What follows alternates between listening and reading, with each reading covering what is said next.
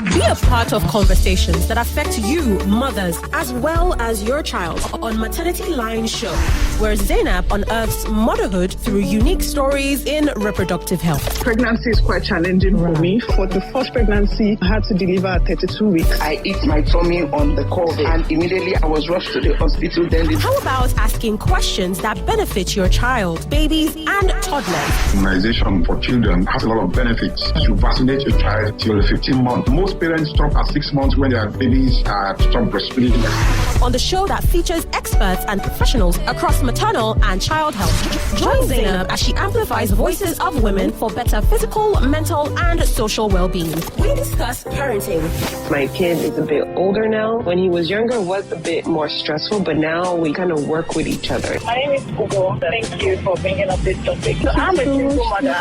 And even hand the mic over to allies who are men and fathers, creating better outcome for child and maternal practices.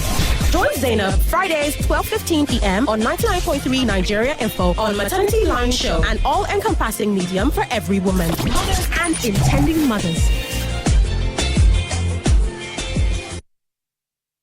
Again, let me tell you, if you missed it the very first time, Nigeria Info was live about 2 weeks ago at the World Summit that took place in Qatar, and in view of that, today on the show we are discussing some of the issues of maternal health in Nigeria. I remember during the summit, Ufoma Egbamono did an interview with one of the experts, Dr. Sarah Hack, who spoke keenly on the issue of global maternal mortality rates and why she touched base with Africa in that interview. She particularly mentioned that her prime concern is on the proportionately high maternal mortality rates in Nigeria. Now, Lagos, this is why Ufoma Egbamono is here. That how best can we solve the issue of maternal health in Nigeria? And for me, that's a man I personally see as passionate ally of maternal health. Yes, so it's all rounder, you see. Okay, so Ufoma, you were live there. Please, can you tell us what exactly WISH, the 7th edition, was all about? So WISH, which is an acronym, which actually stands for the World Health Innovation Summit. It's actually, a summit where, of course, you have health professionals gather to talk about issues that concern global health.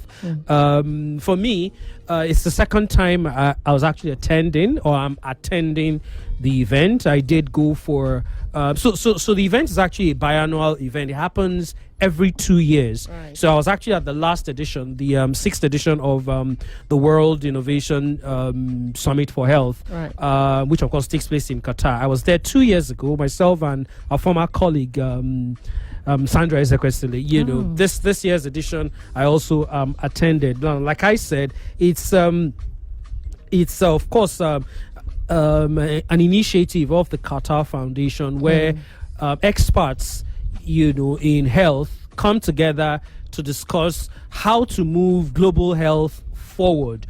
Some of the issues we've had to deal with this time around. This year's edition, had as its major theme conflict, and all of the issues that has been bedeviling world health in terms of conflict zones.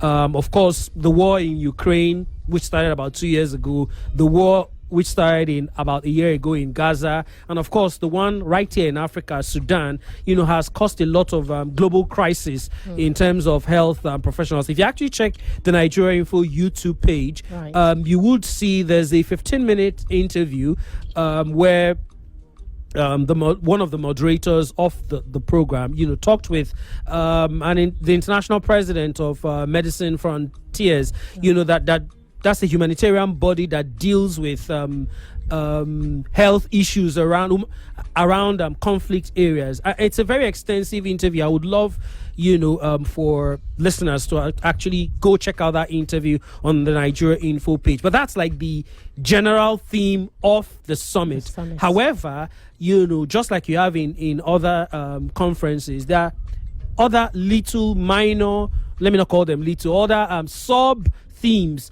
that are explored. For example, tuberculosis, was dealt with. Female mortality rate is also another issue that was which is our focus on the show today. AI, the use of AI and how it can help the world in terms of health was also another subplot. So there are different subplots. However, like we are discussing, I had that conversation with Dr. Sarah, and I was quite. It was quite great to see someone who's actually not even Nigerian have that kind of passion about mortality rates in the country and in Africa as a whole. But like she told me while we're having conversations before the interview. She is very, very passionate about those issues. I hear that. It also comes from her own personal experience. In fact, I was actually having the WhatsApp conversation with her just as the interview was playing, and I did tell her, I've actually told her before that, of course, we're looking to have a more extensive interview with her live on Maternity Line. I was going to say, actually, exactly. Someone who is a non-Nigerian. Exactly, so that she can talk about a lot more about this issue that has bedeviled the country. Because if you look at the numbers, I'm sure you have all the stats and the numbers. I do have if you look at the numbers, it's not something palatable. It's not something great. I'm sure there's a possible one or two persons who are listening to the show right now who have had either their sister, their mother, or their wife, die as a result of giving birth. You know the trauma that the family members will have to go through. Right. Not just that, the child in question, if he or she survives, having to grow up without that motherly care, have to do with a secondary care. It's an issue that you would think that by now Nigeria should have found ways to solve it, but unfortunately it's still a topical issue. I know, like you've even answered about 4 of my questions in one speech band, right? I would love for us to stay on the themes and, of course, some of the top subtopics that you've mentioned. Yeah. But first, let's talk about statistics. Now, between 2020, that's between the year 2000 and the year 2020, the maternal mortality ratio, that's MMR, number of maternal deaths per 100,000 live births, dropped by about 34% worldwide. Almost 95% of all maternal deaths occurred in low and lower middle income countries like Nigeria in 2020. That, according to the WHO's Key Facts 2024, published in April. Now, there is another statistics which says that's the UN 2023 statistics report on trends in maternal mortality from year 2000 and 2020. Reveals that nearly about 29% of global maternal deaths happened in Nigeria.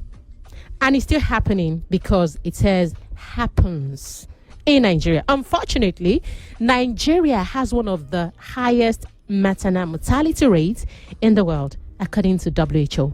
And it says Nigeria accounts for about 20% again for global maternal deaths. Now, Ufoma, let me tell you this. Zaynab, just before you listening to that, I didn't know it was this bad. Yes, it is. I know it was bad, but I haven't really checked the stats. Listening to you keenly talk about the stats, 29%. That's how many countries do we have in the world? We have loads of countries, right? But only Nigeria. Only Nigeria. Out of every 100, we have 29. Only us as a country. That's a damning stat. Now, let me break your heart further. Oh, dear me. According to research, the primary health care on which Nigeria healthcare system is based has not helped in effectively solving the numerous health problems in Nigeria, says stakeholders of health. That's sad. Mm-hmm. Now, beginning this month, November the 4th, the National Population Commission launched the 2024 Verbal and Social Autopsy Survey, which aims to identify